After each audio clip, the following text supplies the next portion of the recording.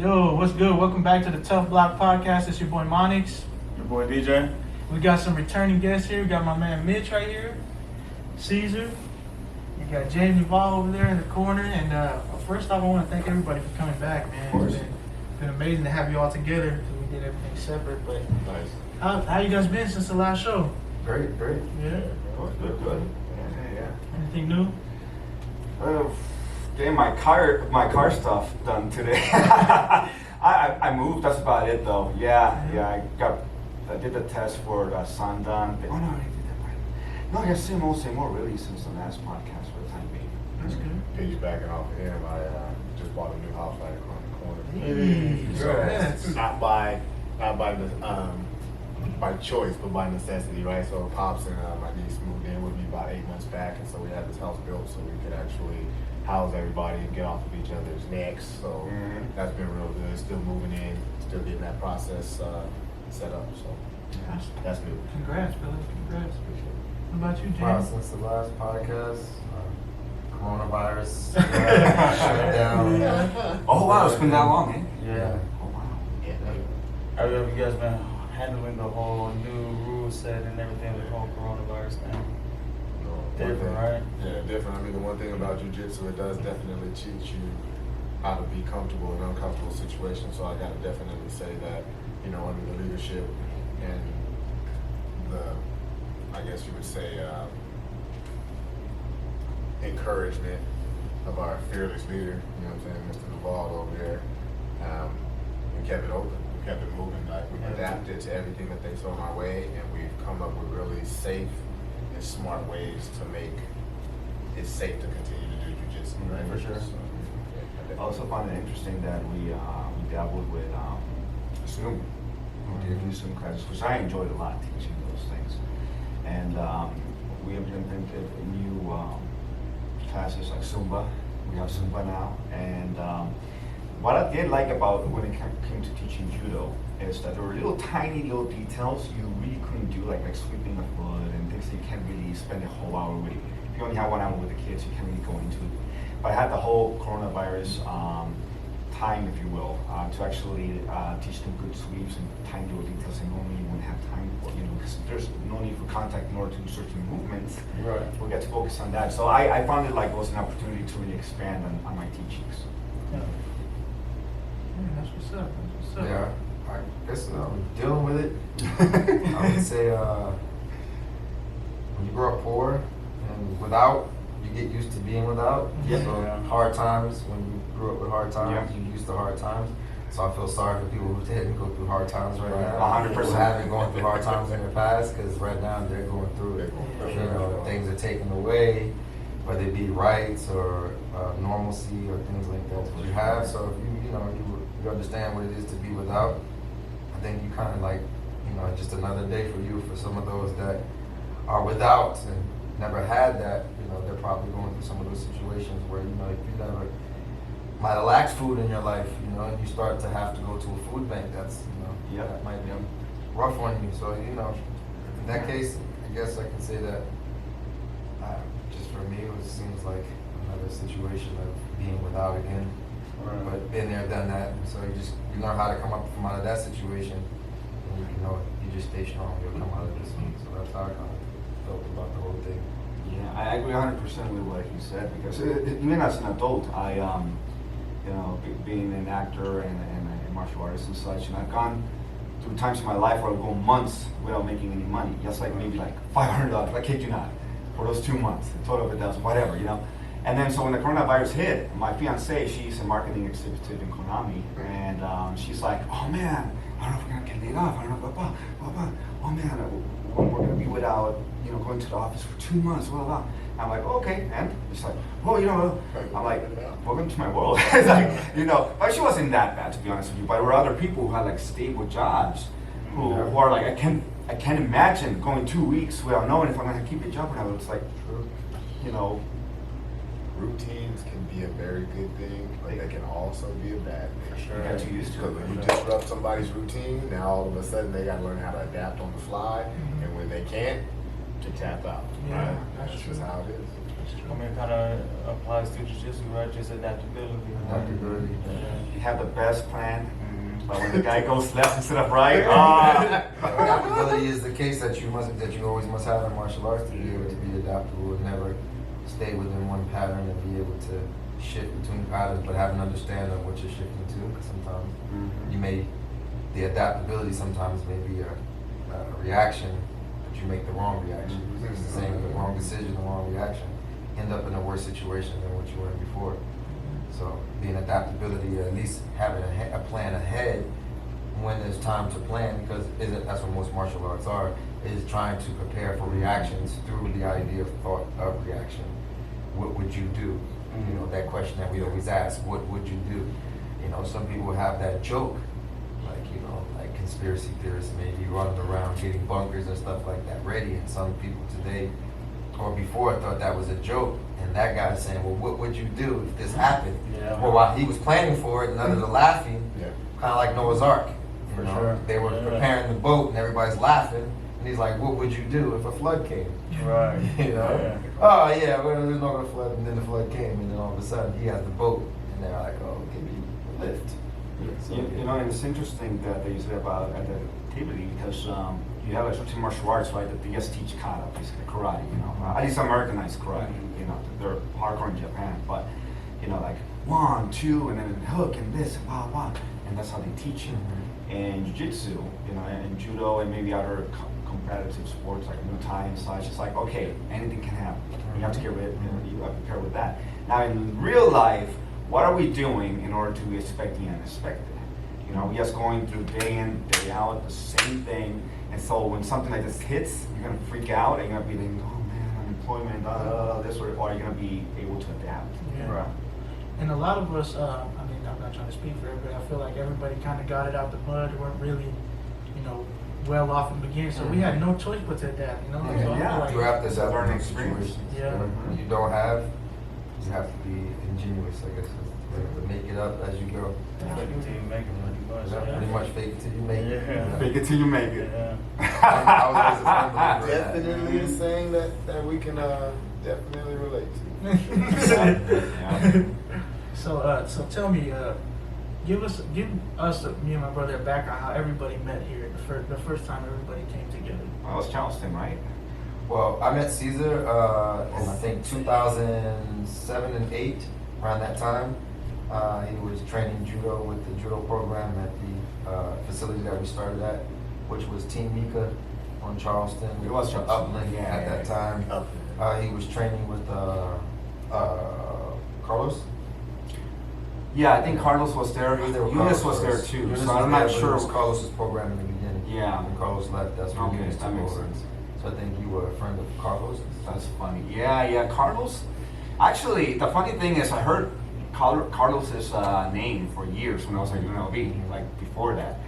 But when I moved back to California, and when I moved back, I actually tried to get together with Eunice, and then he actually finally got me together with Carlos, and that's how we met. So yeah, Carlos was a massive dude. Yeah, there was a separation of time between me and you, so I hadn't seen you in, I don't know, about 10 years after that. 10 years? Jesus Yeah, Christ. give or take, and then you showed up at the UFC I gym. thought UFC gym. Yeah. We had mutual friends in high school. Mhm. We attended the same high school circle.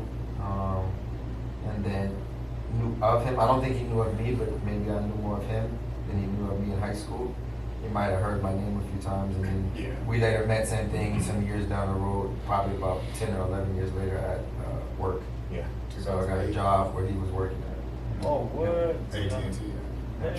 Cool. And that's how jiu-jitsu started for me, because I went ahead and jumped into that aspect of my taekwondo, learning that since I was 8 years old, coming up, thinking I was pretty tough, you know. And then me and James, we got to be really, really good friends. And we were messing around one day. I think I've told the story before, but we were messing around one day, and so we kind of compared arts, and his art won. It caught me in an arm bar, and it was like within 5 seconds or something. And I was like, "Yo, what was that? What did you do?" And he was like, "Oh, it's jiu-jitsu. I'm about to go over there now." Followed him over there in 2009 of November, and I ain't left since. Damn. Well, you know, and it's good that you're that kind of person who, when you present it to something that's reality based, or right, then you shift your view. It's like, okay, this is the real reality. There are a couple of guys that were same thing, were like Work. who were really into mixed martial arts and situations like that had came before he tried, and they would always come back with a story, because I guess like every time someone came to the gym and went back to work, it was like, oh, you know, now, oh yeah, I heard so and so was going over there with you. Yeah. How's he doing? Oh, he's going, he's lasting, and then, you know, maybe he dies off, and then the next person comes, you know, and then it was a joke if you couldn't last. You know, you came back to work and you didn't stay there long, or you weren't doing it anymore, and you know, people would rag on you and mess with you at work. And so again, it became that, oh, who's next, and then the next, and eventually That's he went, funny. and he was the one to stay the longest. Yeah. So I think that's how we kind of met in that situation. So, yeah, Natural martial arts had selection. something to do with making a connection. And then again, I said we were working in the same, another gym, mutual gym together. And I was like, oh, you know, Cesar. And eventually he said, hey, when he left the job, same thing, I left it, came here. That's Worked together at this facility. Sensei, yeah. Same thing. You know, I always said it, the closest person that I had as a friend that did jujitsu with me was Mitch. The only one that would come and actually really go through the, you know, the process. Yeah. Because it's a process, and some people, they want to get into it, but it's like, oh, you know, today I got to go do this, and tomorrow I got to go do that, and next day I got to go do this. So I'm not able to come every day. So I'm like, you don't come as much or often, it's going to be very hard, and you're just going to kind of get discouraged and quit. So, you know, I'm always on people. A lot of friends is just like, you know, man, you on that grind. I got things going on, or I want to have things going on. I don't want to dedicate my life to this. They You know, choose. so it's like, it's not They for choose me. to walk the other So, way. yeah, so. I got in that talk too. I've been told that when I was younger, when I first started judo, they were like, you know, Jose Caricate was my first UNLV instructor, and he's like, he gave me the same speech like, hey, either you start coming more or you just stay where you're at. I think everybody gets that speech, and that's I guess when you decide, okay, is this gonna be a lifestyle or not? It's like fork in the road, right? Yeah, you get to yeah, that yeah. crossroads, and you're kind of like, you have to make a decision. It's like, I didn't know you did Taekwondo. yeah. I started when I was 9. Yeah. Started at 8. How long did you stay with it?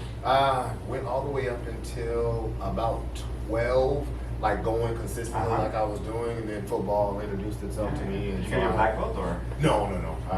I changed senseis in the middle. Yeah. So Bob Cheney was my first instructor. Oh, he sounds familiar. Yeah, and so Bob Cheney. then from there I went to Harry Cotto, and then from there my best friend Rick introduced me to football, and then I jumped on that and then got my football and went to college. You and did became all an that Eastside stuff. legend, and man, them niggas gotta be humble, man. Yeah. Eastside legend over here. If you might know the name, but you probably don't know the face, obviously wearing a helmet all the time and all that. So crazy story. I think I was saying Richard Siegler. He played for the Steelers, and we were actually sitting playing poker, and I'm sitting right next to him, just like we're sitting here, and we playing, getting the cards dealt, and then he's like, "Yo, man," he was like, "Football back in the day, just reminiscing on stories," and so he's like, "Man, you remember that dude from El Dorado, Mitch Bowles, coldest running back, man, he was so cold. Like, he inspired me. I used to come watch him play, this, that, and the third."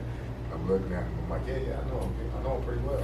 And he was like, for real? Yeah. I was like, yeah, I am him. And he was like, what? Nah, you lying. So I had to pull out my license and show him the ID and stuff like that. Because he was in the NFL. He played for the Steelers. Right. So I was like, yeah. He was like, man, bro, I didn't even know that was you. I was like, That's man, awesome. come here with me. Because I got helmet on after the game. I was gone. I jumped in the little golden hornet I had, and I was down the street. You know what I mean? So, Yeah, the You real. should have talked shit about yourself. Oh, that Mitch crazy. I met him. You had a real life situation of I'm him. I'm him. Yeah, I've always learned humility, like just being talented. I always thought was a gift and a curse, and so I would always try to overcome my talent with hard work. Right. So I got straight A's in school. Right. So it's like, oh well, yeah, he plays football. He can do whatever he wants, roam the halls, whatever. But I'm like, nah, let me make my dad proud by going to school. So I didn't miss any days of school. I would really go hard into getting my grades to make sure. So I graduated, like I said, with a 4.21 GPA. So I'm like, there's no choice. I'm going to college. You know what I'm saying? On a football scholarship or not. And so luckily, by chance I had a chance to go with the scholarship. And so that played its part. And I went to college and I applied the same work ethic. But I think it's the work ethic that actually gets me up. Me and James, we discuss it all the time. He talks about my talent, right? Him and his wife, talented. We are. I mean, we can do a lot of things, still doing backflips to this day. But the work ethic is what gets you ahead, right? So like I said, I've been chasing this guy for 11 years now, somewhere in that situation. I caught him one time when he was a blue belt. I'll never let him live it down. And he told me after I caught him, I swear to God, he said, "You will never do that to me again." And I have not passed his guard since. Damn. So that's even, That's not but hard. but that's just but that's just that determination. You know what I mean? Like he showed me right then and there what I believed that was true. Hard work beats talent all the time. Mhm. Now, if you add talent in and then throw in some hard work, you gonna be a beast. LeBron James. You gonna be a beast. But see, that's the Michael crazy. Jordan? That's the crazy thing is like we went to the same high school. Essentially, I went like 10 years after. Yeah, But dog. for me, even going to that school, like when you're, it's not in the nicest neighborhood. You know what I mean? But for me, when I was going there, I still had a hard work ethic. I wasn't inspired when I went there.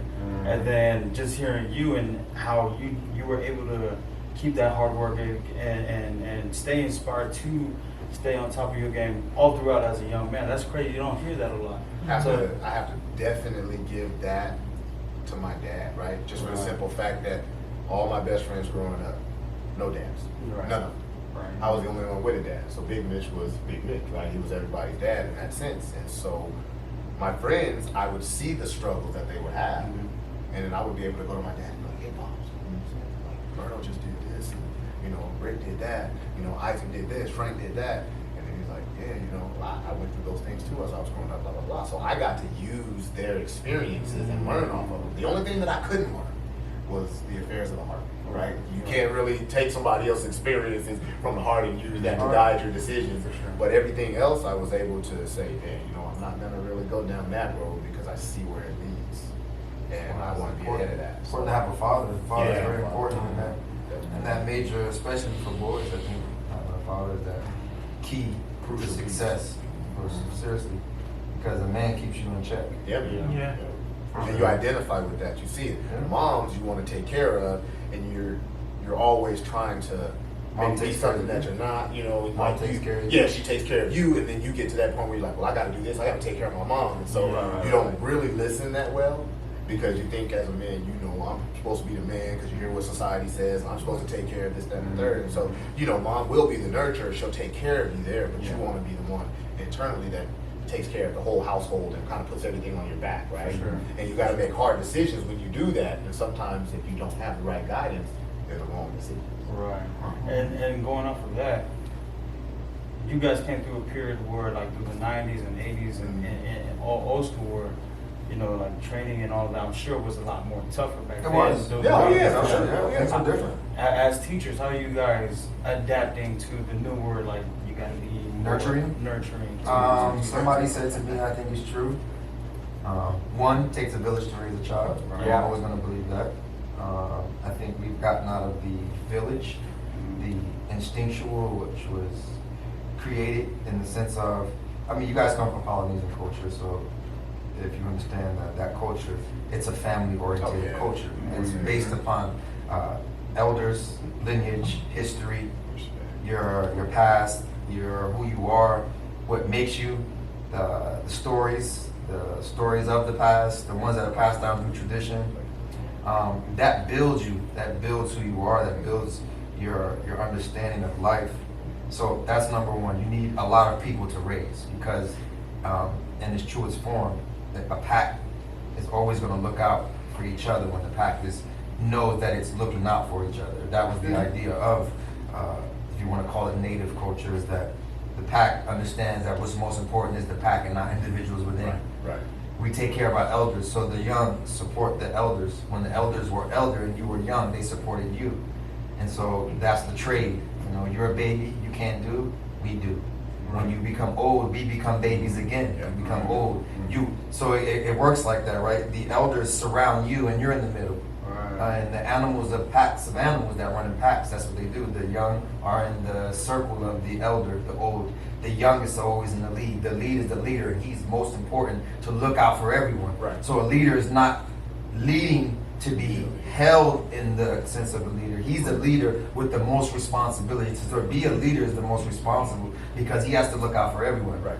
And even amongst animals, the only one that ends up trailing is the one, again, the two strongest, the lead and the trail.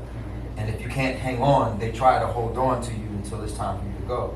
And you understand that your going is a sacrifice, but we remember that. So in a sense that the elders look out for you, you're in the middle. Then when you become the elder and the elders become the elders, they go to the middle and you hold them.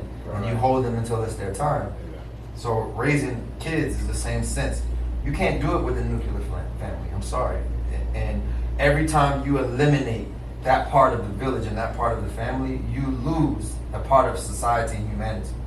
Because when you take away the father, now you have a whole lot of children being raised by one person.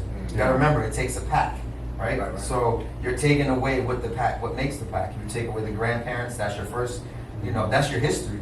Your grandparents are gone. They're in some retirement home or they're off somewhere else and you're far away. You're not being raised by the grandparents who passed down those stories of pride and all of that for you to live on. And then you're just raised left by the parents. And then the parents are living in this world today where it takes so much away from you, time and things like that you can't get back. Then you may lose another parent, whether it be to society's norms or ills or whatever it be, health. And then now you're left with one parent to raise you. And again, you need guidance. So it's hard to get guidance from one individual. This is why, what is a gang? It's a pack. And we're all getting that, but now it's a negative pack. With intentions for good, but doing bad, believing that bad is good is reversed, and good is bad. So then you have that same pack. So again, raising, I think, children, that's first. And then the nurturing part is a part of that. Us as single parents sometimes, or being raised by single parents, have to play that two role. So they have to be the nurturer and they have to be the disciplinarian. Yeah. It's very hard to play that role For sure. because you two faces. Yeah. And you're like, one day it's this face, another day it's that face. Can you imagine as a person trying to take that in? You can't separate that one person into two. It's like one day you don't know, so you on edge. Like one day mom is cool, next day she's on edge, or dad's on edge. Usually it's supposed to be a balance. Mom is this, dad is that. Grandparents are this, so it's a balance there. So again, when I try to teach that way, I understand that because you can't take every kid and put them into a factory and think that they're going to learn in a factory sense. They do that right now. It's called school. You know what I mean? So It's not it doesn't work. It never has. It's just a situation to put you in a factory because that's what our nation, when it came from the native to the industrial revolution, it was we need to put you in a factory. So we need to have a factory line. So what is a factory line? When that line is broken, we have to replace it. But everybody has to work in the same sense and to work this line. So again, we need you to fit in your spot. It's very hard when you're an individual to fit in a spot someone makes for you that you didn't make for yourself if you don't want it. For So I think teaching is the same way I teach the kids, like to think for themselves, to have a mind, to understand it comes responsibility, but again, to work as a group into helping the child grow. It's not going to be me alone, and it's not just the same way. It's hard to make one parent. Yes, can one parent do it? Yes, you can do it. You can do it, and you can't, but let's not take on that unless it's bestowed upon you with no choice. Let's look as a group and as a whole and as a village to raise. And that's the way I see it in the sense of compared to the past, compared to other cultures that may come here from a more family-oriented culture, coming to the nuclear family country, which is based upon the nuclear family, which is just basically mom, dad, and whoever's with us. Yeah. And then now the new form of parenting, which is single parenting, which is one of the hardest things that I believe is one of the things that's crumbling society and humanity because we have to pull the load by ourselves. Yeah, because I think it's scientifically proven that if a child comes from two parents rather than just being brought up by one, Yes. they tend to be more successful. Statistically, yes. Both Yeah. parents are involved in the nurturing and the raising. Again, when you see coaches that raise still in the sense of a village, the children usually just follow right along. There's always going to be exceptions to the rules. That's just a part of But nature. Right? they always say, But right, usually- 2 heads are better than one. No, for sure. The sayings that you come up with in life, they work. Yeah. I feel like, you know, definitely what Professor James said right there, what Sensei Cesar said, I echo that. And then I also feel like too, being and growing up the way that I did, being talented and having a lot of things kind of like at my disposal, I guess you would say, it gives me a different insight because I never wanted to teach.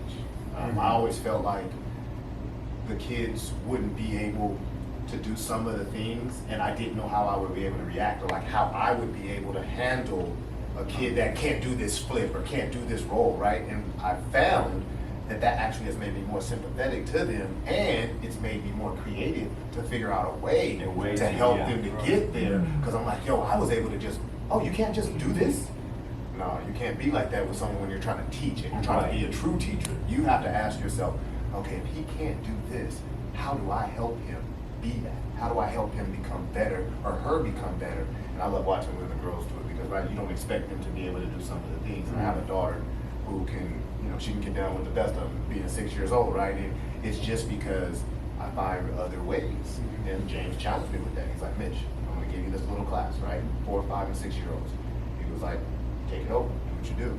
And so we've had conversations here and there, and he's like, you know, you have to really not teach jujitsu. You have to teach it, but you have to not teach it. You have to hide it in these games, and you have to make it where it's fun and make it where it's interesting. And some of the kids that we've had come through the program, man, they're like, they get to that next level, and it's like, they just get it. You know, and it's like, do you know what you're doing? But that's, No. that's where you have to be the nurturer. You have to be their baby, so you have to nurture. Yeah, You know? and it's interesting that you say that you gotta know when to be nurturer and when to be like Stern, yes. Stern. You Yeah. can't be a dictator. You can't. And you can't be a soft pillow. I know 10, 15 years ago, because I always worked with children when we were young. I was in AmeriCorps, I was in Boys and Girls Club, YMCA when I was younger, blah, blah, blah. And when I was a teacher at the YMCA and the Boys and Girls Club, I just couldn't understand, like, why don't they just understand? I'm trying to teach them, blah, blah, blah. It wasn't until like years later it hit me, like, you know, some kids just can't. They're not ready for that. And now, I know when to switch it on and off. You know, like just about maybe a week ago, there was a kid, maybe didn't do judo before, maybe did a class before, but where I'm trying to explain, oh, I know exactly who it was now. Okay, it was about 2 weeks ago. And he's been with me for about a month, for 2 weeks. I'm like, is he just not listening? Is he bored? Is he blah, blah, blah? And then in the middle of the class, it clicked me. He has a learning disability. You know, no one told me. Maybe the parents don't even know. And then I went from being, hey, right here, right now, to being like, okay, everybody, do this, blah, blah, blah. So you and me, we're gonna play a game, okay, buddy? Blah, blah, blah. And he's doing better now. Now that I understand the situation, you know. But it takes a village. Yeah. It takes a parent to be aware of that, to have someone diagnose him, and someone let the instructor But that's know. the thing, we're teaching. And, you know, we all gotta get together, and communication is key. We're teaching groups. Everybody teaches in groups. Everything has to be done in a group nowadays. Like being that COVID is around, you're being reduced to back to individual learning. When you try to teach a group, you teach, you're teaching, and you hope that they're listening, they're following you. Yes. But a group is never the same. It's never 10 of the same. But that's just the way it's been presented, because it's like, this is what's been going on for so long. It's a repeat of that. But we're in a new age, we're in a new time, things have changed, technology has advanced tenfold, and some people are still teaching in the group sense. You know, we're trying to teach, like, again, you just said that kid was in 2 weeks, but you're probably in a mixture with kids that you have in 3 years. Yeah, or 2 totally. weeks. Yeah, so yeah, again, yeah. in You're school, right. they break it down. Grades. Grades are age. And then they break it down again when they find whether you want to classify it as a learning disability, or again, whatever it is, the speed. I call it speed of learning. Okay. Everybody learns at their own speed, so I don't call it a disability, right? Disability even still can be like that person, whether knowledgeable or unknowledgeable, can't do it, but there's a speed to it. And so, say in class, they would probably pull you out of class and send you with a person and have them read to you or work with you or do whatever, or put you in a quote-unquote special class. But I don't like, again, special. What is special? It just says time frame. Everybody learns at their own time frame, but because we've been grouped into, again, a factory sense, because in a factory sense, your time of learning, it doesn't work with my time of production. So I need to find who is going to fit in this time of production for this to be produced at a reasonable time. So again, if you're not within that, you get outcasted, you get pushed into a special class, you get a label, and then that person has to live with that But if we could just eliminate the label and say, okay, there's a time frame, and that time frame we have to understand how that time frame works. So I see kids like that, and every time I see that, I modify a program to say, okay, let me slow it down for the time frame, instead of saying that this person is this, that, and the third, because it's so easy. Because in work it's like that, right? At work, you go to work, it's like when you don't produce, you're fired. They find a replacement for you. You might have been doing your best job, but it's not their best. You know, and so they don't have time for that. And that's the society we live in. We have to produce a lot in a short amount of time with a little bit of resources. And we got to produce and keep producing and keep producing. So again, we as individuals just fall into that. We fall and take that in and accept that. So then you reflect it. You know, what you absorb, you reflect. And you reflect that right back on the next person. Oh, you're not doing it fast enough. Oh, it's not this, you're not learning. Oh, you're not following along. So what ends up is the same thing you get at work. You get reprimanded, ridiculed, pulled to the side, called in the office, given a day off, a week off, time off, you're fired. You know what I'm saying? So they give it to you like that and say, okay, you know, but that's the society we come in. But society is changing. It's becoming more based on like individualism. And then there's this just draw between group and individualism, because individualism is now sharing. Sharing says I have my own time. I get to share knowledge and learn myself at my pace, my time. And I probably can learn better that way, less pressure, you know, tests that I'm not ready for, time consuming things that who knows what my home life is like. It's another thing, we're in a society now, virtual, but who knows what your home life is like? What if you don't even have the internet? You can't afford it. You don't have iPads and computers and Macs and all of that stuff. How you learning? You know, but it makes you have to learn on your own again. So again, now you can learn at your own pace. So I believe that when I teach, I put those thoughts in my mind. Like Cesar said here, I've been working with kids for a long time, based upon whether it was my mother, grandparents, aunts, all them teaching. I got to go to class with them because I'm a knucklehead, get kicked out my class, and I have to go to their class. That's my punishment. You know, so I'm helping in the lower class because they're younger kids, so then I'm in there. You know, and then from there, of course, childhood situations and being around kids, and then also being a troubled teen and having my own afflictions of life through, you know, whatever situations I grew up in, to becoming a teen that had to be mentored and needed to be put in a mentoring program to correct and help me. So having that absorbment of a mentor, you know, to replace growing up in a single parent home without a father, so I had to have a mentor come in and guide me and show me what it was to be a man, you know, and help me out be a man. So then that helps me reflect back and go, same thing, now I'm the mentor doing the same thing and saying, okay, this is what this person might have been going through, thinking, and all those life experiences and learning. And again, same thing, learning about different situations and what people have and have-nots, and how you can reach them and touch them. And I think that's the wonderful thing about martial arts and jiu-jitsu, just like in the movies. You can turn that person who doesn't have those things into the person that does. So again, taking the caterpillar and turning it into a butterfly through that cocoon process of taking its time and letting it develop at its own pace and own time. And then eventually when it breaks out of that cocoon, who knows when that time is, and it makes this beautiful insect or animal. And then it becomes on its own. It can fly with wings and in wonderful colors, but it took its time and not rushed based on society's time frame when you need to produce and need to be ready. I think that's why schools are changing and the school of thought is changing. With access to the web, people's thoughts change really fast because you can reach all the way across the world and learn something in about a matter of seconds, where it might have took somebody actually going there in the past. That's the difference. So a lot of times we're learning from others' experiences that are teaching us, who said they had an experience where they learned through a book or learning that situation in itself, to now we can experience it right through the web. That's where I think teaching is going today.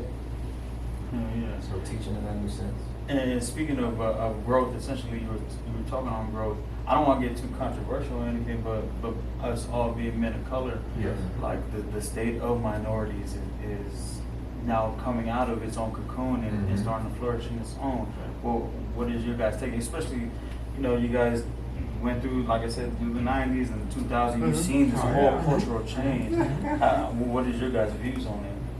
Well, I love the way that, like you explained it, growing up through the 90s, right?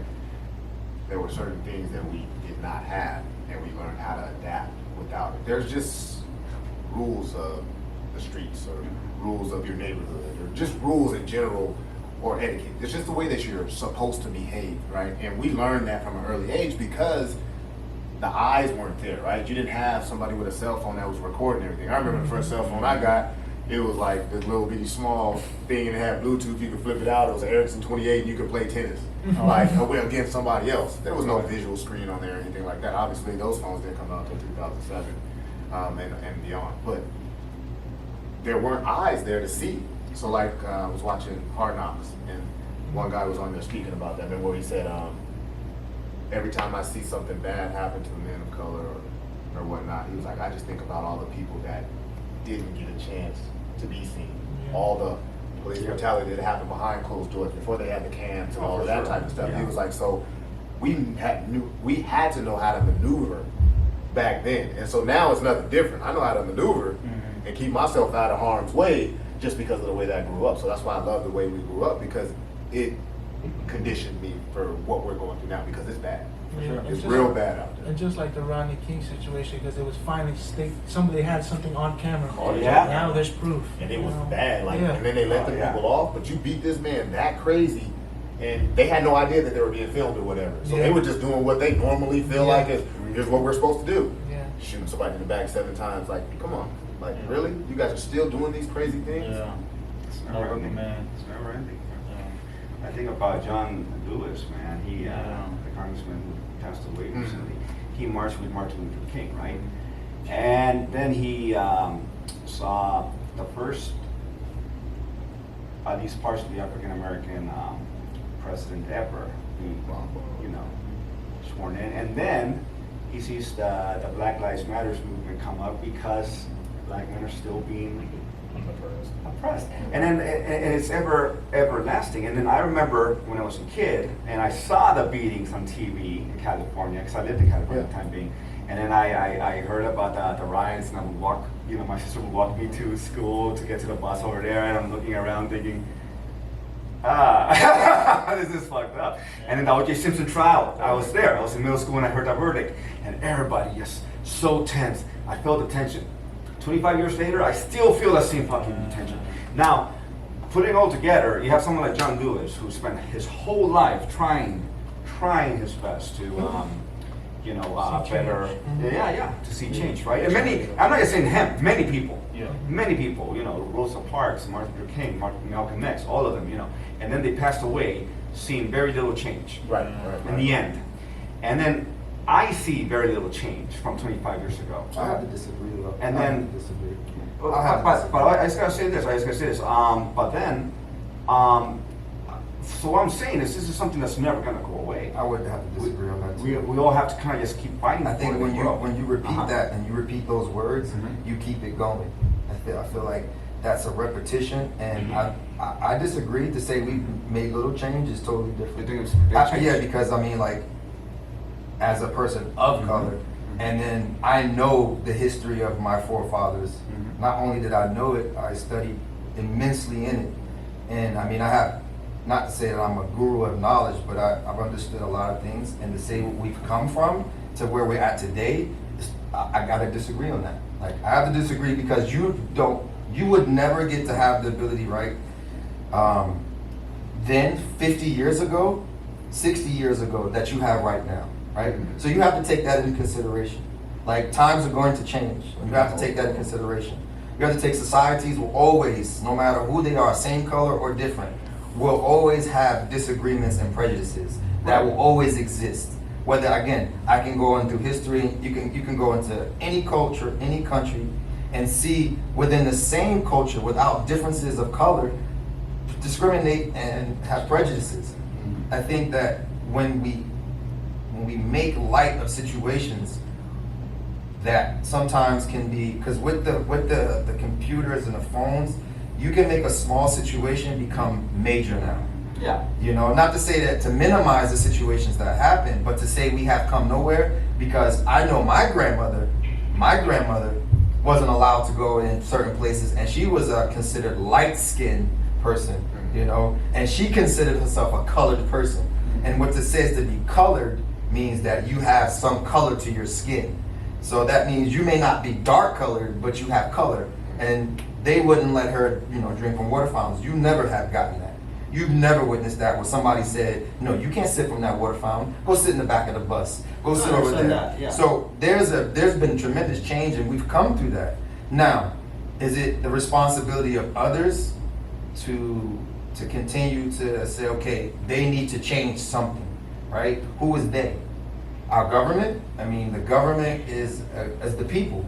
So the people need to get over something where we need to come together and start to have discourse about issues. What we have is fighting, just my side, your side, gang fights, red and blue, Democrats and Republicans, Crips and Bloods. You want to keep going? Because I can keep going. KKK and the black supremacists. You want to go on and on and on? You just have one side and another side. And they just constantly in this country keep going at it head. And this country, I say in this country, right? When you go to other countries and you from this country, they don't call you by your color. They say you're an American. So they were like, oh, you black as can be. And you go to some country where it's like you could be black, right? Say Jamaica. Go to Jamaica. You the same color as them. Hey, you Jamaican? Or you black? No, they were like, you an American. Yeah, man, you're American. You're American. Yeah, and you've never been called an American until you leave America. And then you're like, no, they always call me black. So then you think black is your culture, is your nationality. So then nationality, so when you come here or you come from another country, you carry that nationality with you. What do you consider yourself? A Mexican American or a Mexican American? You have an identity that have to kind of fall in line with. But when you go to Mexico, how many people in Mexico from different cultures or countries that have been in Mexico, and what do they call themselves? There's people who don't even know that black people live in Mexico. There are black Mexicans, right? People don't know that. But, they came with slave trade and so on and so forth. But if you go ask them, what are they? We Mexican. And then you ask the other Mexican, there's black men. There's Mexican, right? But we still fighting on what we are and what we trying to fight for. And not understanding we can fight together, because the thing is, in this country, we still revolve on politics. And politics like to play sides, and we play sides. This is a country of playing sides. North, South, East, West, West Coast beef, East Coast beef. I knew dudes, when I moved out here, they'd never even been to New York, but just was mad at me because I was from the East Coast. They riding for death row. They're not even from LA. They from Las Vegas. And they moved there from another place, and they riding for the West Coast. Riding to the West, again, that's how people interpret things, and we kind of just continue to keep shuffling this thing over and over and over. People now trying to resolve issues in the minority communities, gangs, right? And then we still have gang violence that just goes on and re-perpetuates. Why? Because if you bring up, yo, man, back in the 70s, y'all rode on my homies and y'all killed the OGs. And what do they keep perpetuating that same violence that doesn't resolve any issues. So we've come a long way. It's just that we keep falling back into the same situations and the same thing. We haven't found. Again, you can keep trying and do the same thing over and over and think you're gonna get a different result, but you're not. And that's what I'm saying. I'm not saying that there hasn't been any changes. Of course, this was a country with slavery. We got rid of that in the Civil War. Every country has slavery. And then Every country. And then we had blacks not being able to drink from the same fountain. That went away after the Civil Rights Movement. All I'm saying is that, like you said, there will always be prejudice. How do we get over that? By looking at people's humanly, and take away what it is that's on the outside and start to. What was, again, you brought up Martin Luther King. If you remember his speech, I Have a Dream. When you take away the person's color and you base him off his character. So I could care less what color you are. I based off your character. So I look at you as a character, as a human being. I will never look at you and say I'm gonna choose your side based on the color of your skin. Because that's no different than the other person that did that before I did it. So he did the same thing. Oh yeah, I'm gonna go ahead and I'm gonna pass up this job on him because you the same color as me. Right. Well, then we flip the script and I do the same thing. I'm gonna pass on that job on him because you the same color as me.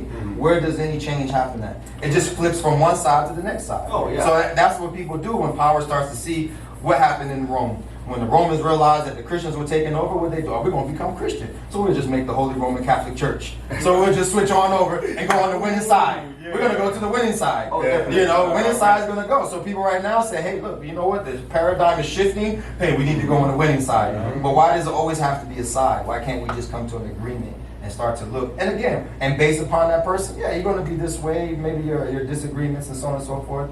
One of the greatest things was a guy who people don't really know in research. There's a guy, I forget his name, but he goes and he changes white supremacists. He changes KKK members. And what he does is he just gets to know them. And they trade each other's situations. And by showing you I'm a human being, that breaks down that separation. Because lack of knowledge makes you afraid of me. Lack of knowing me and ignorance separates you from me. So if you continue with that same ignorance, because I've seen so many different cultures perpetuate the same thing in so many different ways. Whether it be the same color, or it could be colorisms. I don't care if you're Latin, I don't care if you're Asian, I don't care if you're white, Polynesian, black. Your color can be in your own race and can be a detriment to you. You know what I mean? And so the same thing, we have colorisms within that. And what then? What's the difference then? You know, so again, we have to learn how to sit down and things like this and talk. And again, we need to share experiences. The jiu-jitsu gym, we like to say, is Switzerland, because you come in, you're from many different cultures and backgrounds and beliefs and systems, and you don't really know who's in there because they go home. So again, we're getting to get experiences with different lives and cultures and celebrate that. And then again, that shows me, okay, so I get to meet a Polynesian, and you know, and I love that culture, you know, and so I get to meet the Asian, I get to meet this culture, and I learn and try to celebrate everything from everybody's culture. To even say that everybody's culture it has some, everybody's culture has some demon past in it. For sure. Right? I don't care who you are. Sure. Somebody fought somebody within the same culture. Again, you Mexican, we can go through the native Mexican and the more Hispanic Mexican. Oh, you know? for sure. We can talk about the colorisms within that. And in Mexico, how you can be discriminated against and how they are the lower on the totem pole. And the people that come up from the South always have to deal with the same discriminations with them when they move up. So if you move from Central, again, we can talk about this all the time, but being able to just celebrate this man's culture, not celebrate the demon past, but celebrate the good of what it brought. Because in the end, if you was born here, if your generations came here, in the end, you are from here. You are American. As much as you want to identify with your culture, you should. But again, you have to. What you know is what you was brought up on. Because again, some of my family came here 3 generations ago speaking a language some of them don't even speak anymore. So what they're going to relate to? Yeah, I can relate to my past because that was brought me here. And you know, same thing for some Caucasians who they didn't come here during that time. They might have came here during this time with their family from another country, and then they got to take on the load of what some people did before them that they have nothing to do with. You know what I mean? And take on the responsibility and the blame. So when we can just sit down and trade ideas and thoughts and discourse and celebrate each other's culture. Because when you go to some countries that are more culturally celebrated, they will celebrate other cultures and represent and so on and so forth. And I think that's just what it is. The world is one place and we all live in it together. You just got to understand, you know, ants live with other insects. You know, some of them attack, some of them don't. But we all live in this sort of, you know, ecosystem that we have to learn how to live in together, because when we individualize ourselves, we do nothing but destroy from within. I mean, you can look at any past civilization that tried it. It doesn't work. We've been here thousands of years. You can go through all the books, whether you want to read the Bible or any book, to tell you pretty much they imploded on themselves because of their own ignorances. I mean, it's not going to change until we start to understand. Again, we have this ability now with the internet, like I was saying, to reach. I get to go on the internet and I can learn about your culture. I can learn about your culture. You know, I always ask people, how many languages you speak? Because when you open yourself up and speak different languages, you open up to different cultures. And they can relate to you. They relax with you because you speak their language. So they can be who they are themselves and don't have to put on a different face.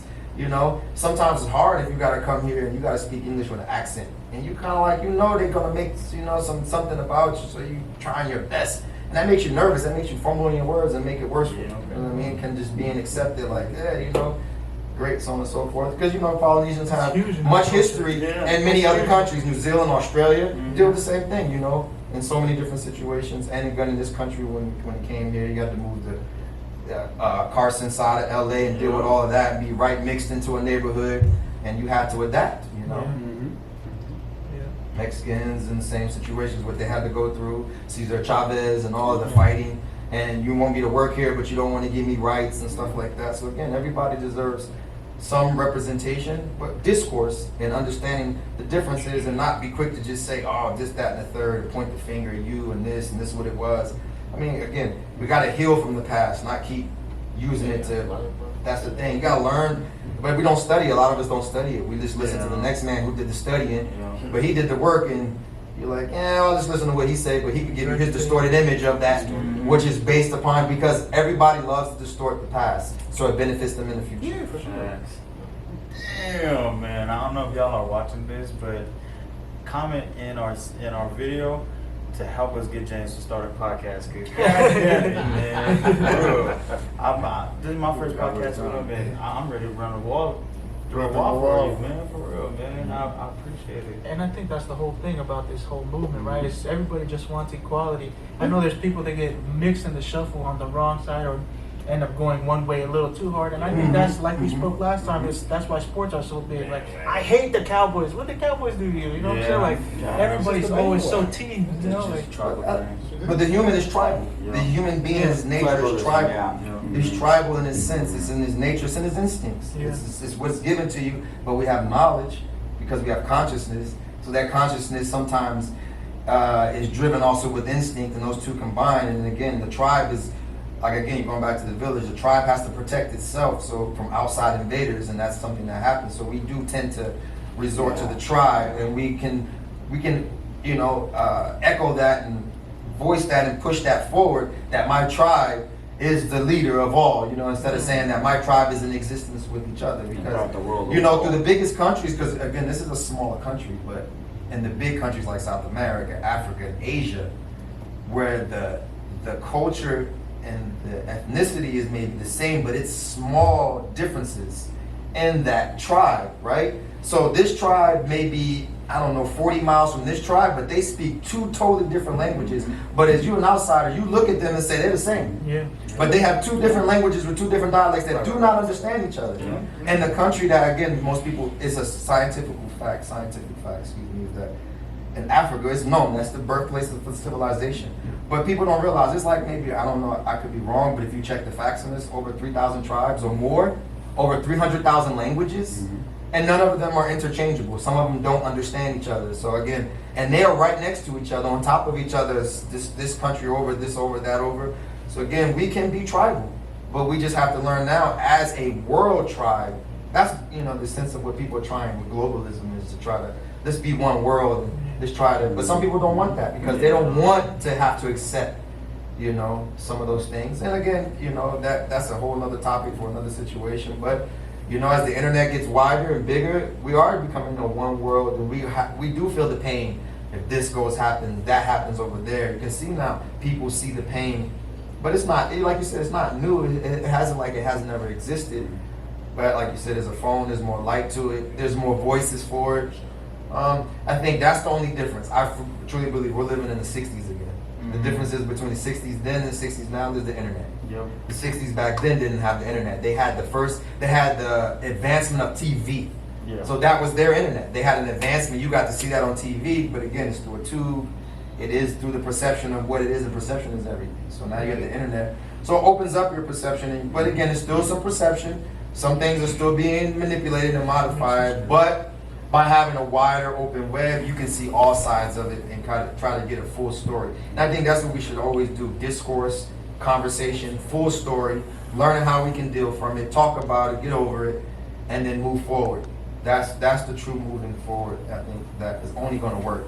The way I see things now, I don't see that working. I just don't see it working. I just see a fight ready to start. Yeah, because tribalism again, it's a fight waiting to start. Red versus blue. Yeah. Right versus left. Gang, and me and I were talking about how when people have conflict, that seems very, and I'm not even just talking about Black Lives Matters or anything like that, but just drama between one side or the other. And then you really get into the discussion of why it started. You see that it's a very minimal, little, tiny problem. But what sells? Expanded out by itself. Yeah. And the thing is, people get addicted to that. People get addicted to the my side is right and all that, and that's why you kind of tune out the other side. And I wasn't bringing up that not much has changed because nothing has changed. I think things have changed. No, you said minimal change. I just think that we have made big change. Oh, okay. I just think we always can do better. Yeah, we can always do better, definitely. We can always search to do more. But I think what keeps us from doing much better is that we we are embarrassed to admit when we're wrong, when we take a certain stance and a certain side. You know, it's like a football game. You know, like this is my team. Yeah. Win or lose, this is my team. Ba ba ba ba. But like you said though, like Mitch said earlier though, he got tapped out by you, and when he was trying to your taekwondo on him, but you're willing, when presented the facts, you're willing to go ahead and have an open mind. Yeah. Educate yourself. I'm challenged. Educate. Yourself. Every day. But we're not. Again, we're in a society that is not educating properly. It's not educating properly. We're in a society that haven't had nots and haves don't want to give up what they have to the have-nots so they can have a playing field that's fair. And then the haves worked hard, so it's like, I worked hard, how come you can't work hard? Yeah. You know, so again, you have all of these things that only are going to come through with time and individuals Yeah. having conversation, I think. So Yeah. again, it just comes back to conversation. It's not a secret. So what I try to tell people, it's not a secret. The past is there. You see it. You know what happened. You know what is going on. So to just keep just echoing the same thing over and over, but without solutions and progress, I just feel we're just gonna rewind. But again, people that want to perpetrate that for power purposes, you know, whether it be politicians or whether it be someone of status with money that needs to keep the money rolling and the bank going and the ball rolling. Yeah, if you want power and you like the way you live up on this hill and that you don't want to change, and you could be blinded by that. It could be conscious or it could be subconscious. Sometimes people think a lot of things are conscious. Like this dude got up today and said, I'm just going to do this. But just the way things happen and the way things are perpetuated, and I got this guy in my ear saying this, and I got the other person saying that, I'm trying to figure out myself. I don't even know myself. So yeah, I may play into this side, and then I may go and perpetuate that because I've been just drowning myself in this type of listening or learning or listening to whatever I'm listening to with this person or thing. Again, it could be a post, it could be whatever, and I like that, and it just keeps going, and then you end up perpetuating that. That's the word, perpetuation. What is perpetuating is just constantly repeating the next thing again.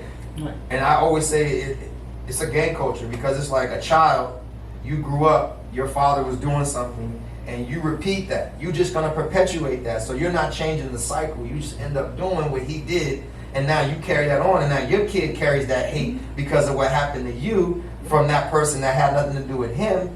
But because the father didn't teach and say, you know, this is just a disagreement between two men who didn't understand each other yet. And there was no level of understanding. Because when the receptors are blocked, there's no level of understanding. It's just fighting. That's what a fight is. And jiu-jitsu is teaching us to sit here and go with the flow sometimes and not to always resist and learn how to go with it to come back and to again. And that's intellect. That's education. But in society, right, where they're taking away the intellectual voice and give you a scientific voice of sometimes if you can't back up his science because he's the big dog and you don't have no history or no knowledge or you're not educating yourself, you're just going to listen to what somebody tells you. Yeah. And if you're the person that falls in his ears or his mouth and your ears fall in his mouth and you like what it sounds like, because we all human beings and we move off vibrations. Right. So if you like what he's saying, you're going to go with that. And again, if you don't have knowledge of self, because that's what it comes down to, knowledge of yourself. Do you understand yourself and your beliefs? And are you ignorant? Are you this? Are you that? Because that's what it comes down to. It's a lot of ignorance. You know, Right. People don't want to throw that to the side because sometimes it makes you feel good. Yeah, I think critical thinking is something that we need to teach It's very hard now. Very hard to do. Yeah. Because Always it's love easy to do critical critical thinking. thinking away. Yeah, well, I never liked writing the papers, but I like that process of when it came to college and such. But I always loved the idea of researching for the paper. You know? I like it. And one of the best things I ever learned, one was in first grade and one was in third grade. In first grade, it was to get everybody's perception, to get more reality-based opinion of what's going on. I got that from the story of three blind men. Now, you guys might have heard it. This was like first grade, I swear to God, but I loved it. They're all touching a part of the elephant, right? One's touching the legs. It's like, oh, it's like an elephant. It's like a tree. They've been blind all their lives, so they don't know what an elephant looks like. The other one's touching the trunk. No, man, it's like a snake. And the other one's touching the stomach. It's like, no, it looks like a hippo. What are you guys talking about? It's not like a tree or a snake. They all were right about the elephant. Certain aspects were like a tree, blah, blah, blah. But because they were not willing to listen to each other, they couldn't come up with a full picture of what it was. Wow. So that's why getting everybody's perspective is so important. Like James said, you cannot have it like okay, I'm right.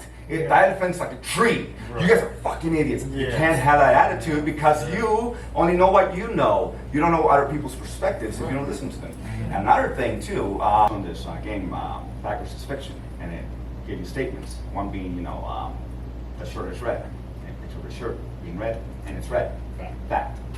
And then Lucy thinks that red shirts are the best in the world.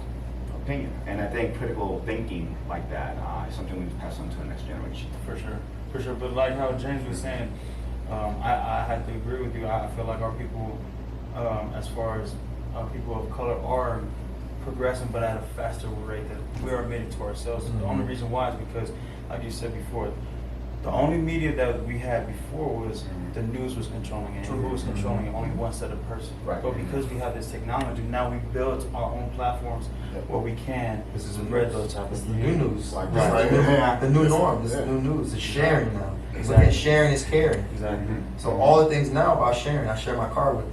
So I don't need to call a cab anymore. That's gonna take me the wrong way. You know what I mean? Because that's how you know. I mean, and that's the thing. Like you was getting conned and never knew that you was getting conned. Yeah. So now you take away the Totally, con of the Then you con see man what was because the wrong middleman's with a con man. Yep. You know, Mhm. you know. Bronx Tale, my favorite movie, right? Working man's a sucker. Not to say that a working man is working, but in that sense, what they were saying is that you get suckered all the time as a working individual.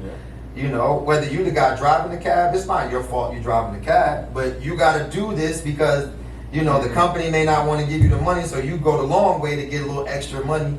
But then you, again, that has a recourse, that has a reaction. So now it's like, you know, I got to take it out of the middleman.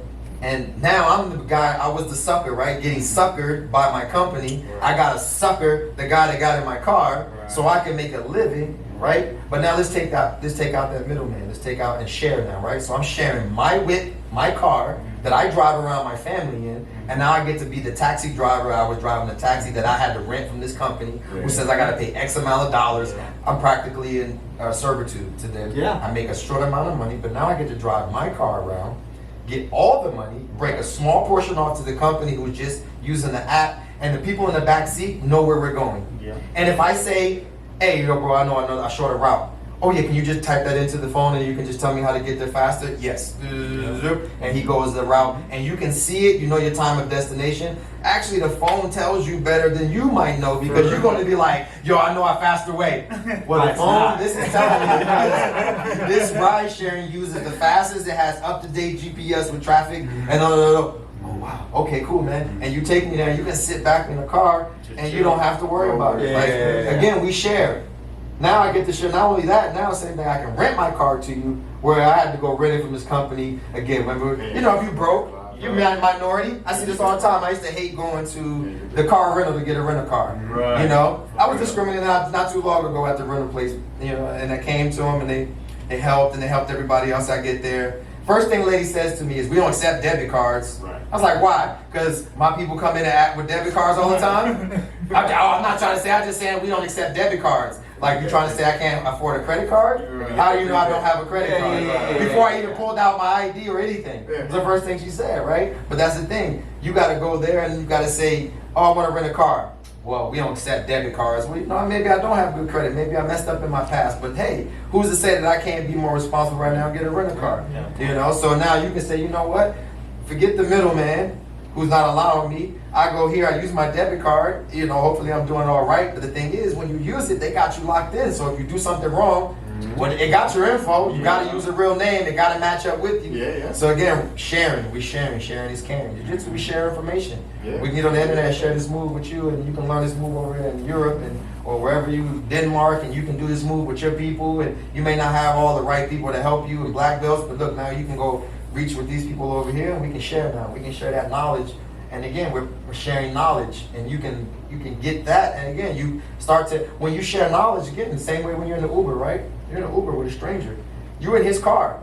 So it's different when you get in a cab, right? You ever get in an Uber and you feel like, okay, you kind of sit in the car like, you know, I'm in the backseat of somebody else's car, not like I'm in a cab. You know, when you get in a cab, you're like, whoa, yeah, man, you know, I want to go here. But when you get in the Uber, it's like, okay, let me fill out the guy, like, you know, who's driving me. Yeah, hey, how's it going? And you see them and they say, hey, Cesar? You say, yes, oh, James? Yes, hey, nice to meet you. Okay, and then the guy, you know, both of you trying to make small conversation because you're like, two normal people, and that's what the smart, you used to do it. You used to say that all the time. Yeah. You used to talk about acting and things like that. Yeah. You find you get in the car and people just start shooting the breeze, and then again, we're in the cab. You got the glass up. It's kind of like I'm driving you to your destination. You see the Yeah, you don't even talk to them. You know, yes. Hold your breath. You like, oh my God. Can anything go bad? Yes, anything can go bad. Anything in life can go bad, right? Yeah. Sure. You could be on an island and a hurricane or a tornado come and just wipe it out. Just like you could be in an Uber and a dude just say, hey, I'm gonna rob you today. Even though I know it was you because you kind of got on the Uber app and did that. So, I'm just gonna catch you later, but hey, however it works, it happens. You just pray again. That's part of life. Again, like you said, unpredictability is a part of life. Yeah.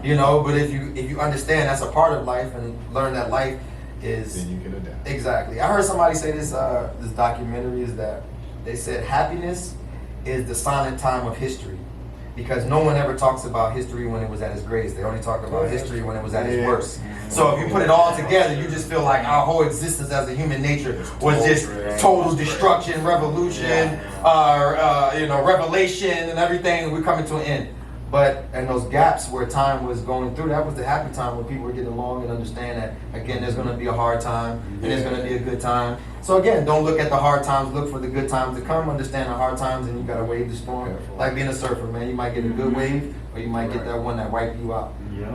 So Still gotta get catch up a on wave. that board though. Yeah. Yeah, man. So definitely, it comes back to talking and sharing our experiences, sharing my car with you.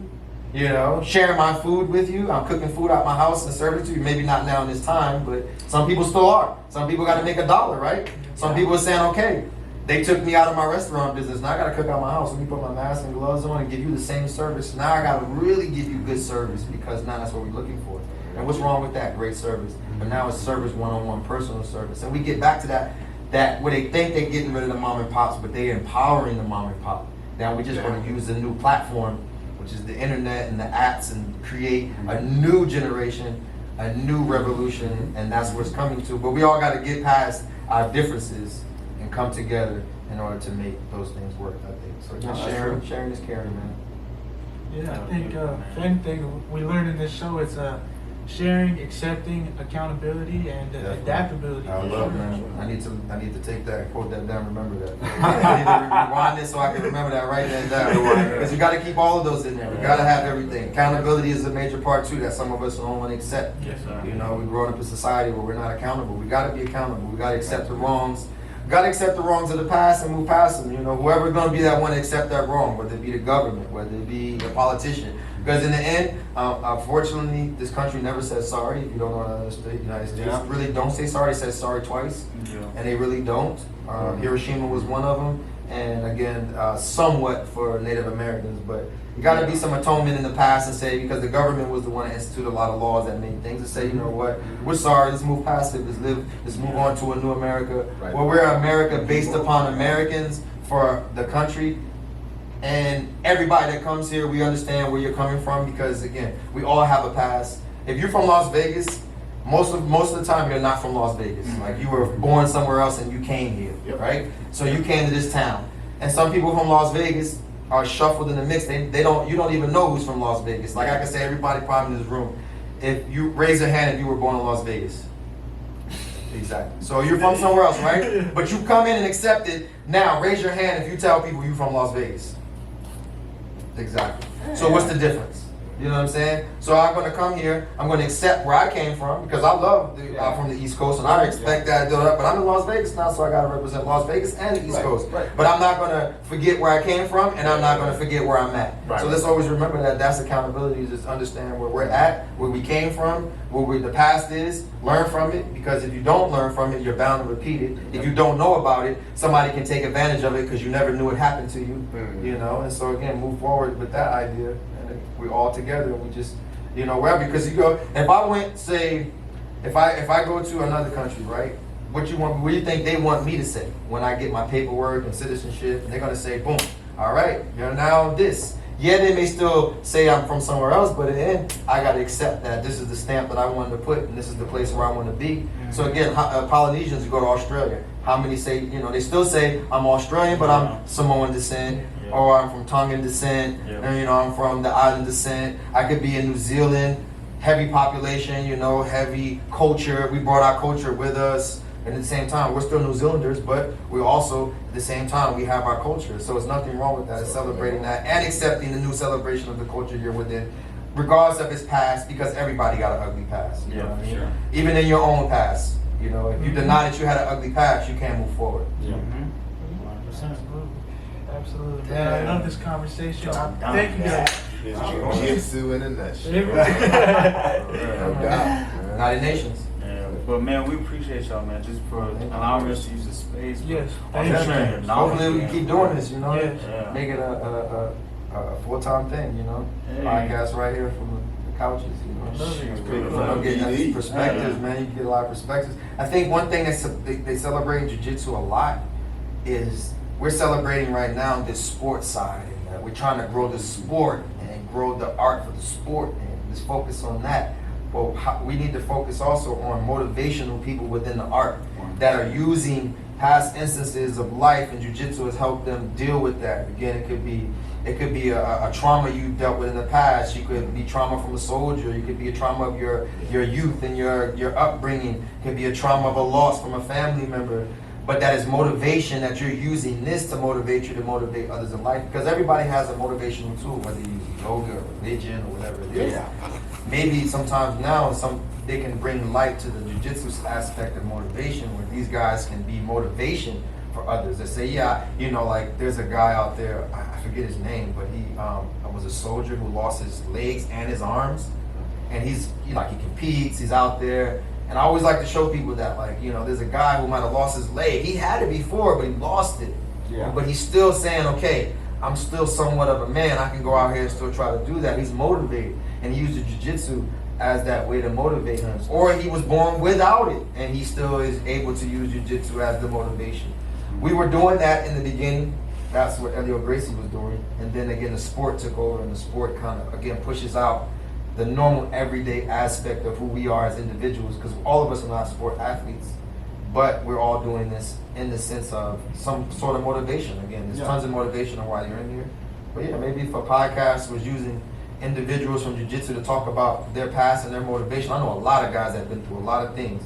And I used to think that I've been through some things, and I hear some guys tell me stories, and I'm like, brother, man, I can only commend you, because my story makes my story like, oh man, you know, let me just be quiet. You know, your story, and you're here. I gotta commend you. I gotta use. Now you're motivating me. Forget that. Me motivating you. You're motivating me. Now I'm motivated by you. You know, when guys come in here and they motivate me, that's just like, it's like energy for me. It's like I get a whole, I feel like my energy bar, like I'm back. When I see that motivation and then they motivate me, man, my energy comes right back. So I can be depleted and then I fill up my whole energy bar. I'm back, you know, back in the video game again. Yeah. Got another life. There you go.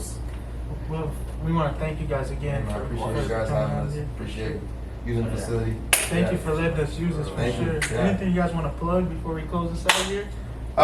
Again, plugging the Academy, Gracie Humaita Blue Diamond.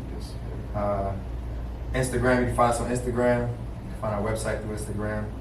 All of my friends and anybody that has any businesses, you know, we always like to try to bring light to them as well. Yep. Guy and Christian in the behind the camera. Yeah. You know, since I met Matt and all of the amazing things that he's done, I love what he's doing and continue to do. And just watching his growth is always wonderful to see people just grow, you know, whether it be a child growing up and doing something with his life, see Cesar on TV, you know, see Matt doing something with interviews and just getting his whole social platform out, and then bringing you around and just bringing his brother around to do everything, and, you know, Mitchell and all his goals and things like that, always trying to, again, move forward, man. That's what I think, just move forward. Everybody should always, I have a saying I always try to say it's just moving. You're always moving, you know, just moving forward. You know, never looking back, understanding that the past is there. You can't go back and fix it. You can just learn from it and move forward. Just keep it moving. You know, don't hold grudges. Remember, just, you know, love. Love is love. Yes, sir. Absolutely. Thank you. Thank you again. You want to plug anything? Oh, I don't really have any plug right now, really. You know. Anything to plug, brother? Hey, Gracie Blue Diamond out there. Yeah. Check it out, man. Thank you again, James, for letting us use Yes, this sir. facility. Appreciate you guys Really again. appreciate it. Hakuna Tough Matata, luck. my friends. Hakuna Matata. Yes, sir. Yeah. We out. Peace. What's- Ooh, that was